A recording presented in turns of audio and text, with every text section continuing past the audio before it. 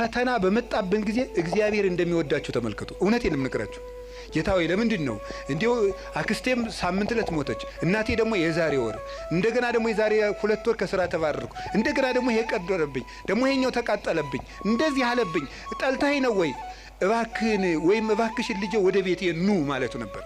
እንዲህ አድርገህ ትፈልገኛለህ ወይ ራስቼ ስለኖርኩ እማስታውስበት መከራ ሰጠኸኝ ተብሎ ነው መመስገድ ያለበት።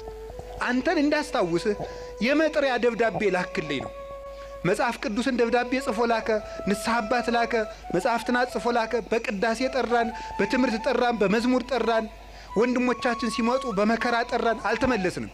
መጨረሻ ላይ ደግሞ የመከራ መልእክት ይልካል። እባካችሁ ኑ ነው። ለምኖ የሚያድን አምላክ እንደ እግዚአብሔር ያለ አለ እንዴ? ለምኖ እኮ ነው የሚያድነን። እንደምን ሰነበታችሁ አማን ነው ሰላም ነው ፒስ ነው የሚለው ሁሉ ጸበል ሲሄድ እግዚአብሔር ይመስገን የሚለው እንዴው እግዚአብሔር ማን ይተርኩሰን እንጂ ነው። እውነቴን እኮ ነው የምነግራችሁ። እግዚአብሔር ማን ይተርኩሰን። ምድር ጠቧችሁ እኮ የምትራመዱት ሁሉ ጸበል ስትሄድ ኩምሽሽ በቃ እንዴው ለተቸገረ እንድናዝን አረማመዳችን እኮ ልክ እንዲኖረው ንግግራችን መጠን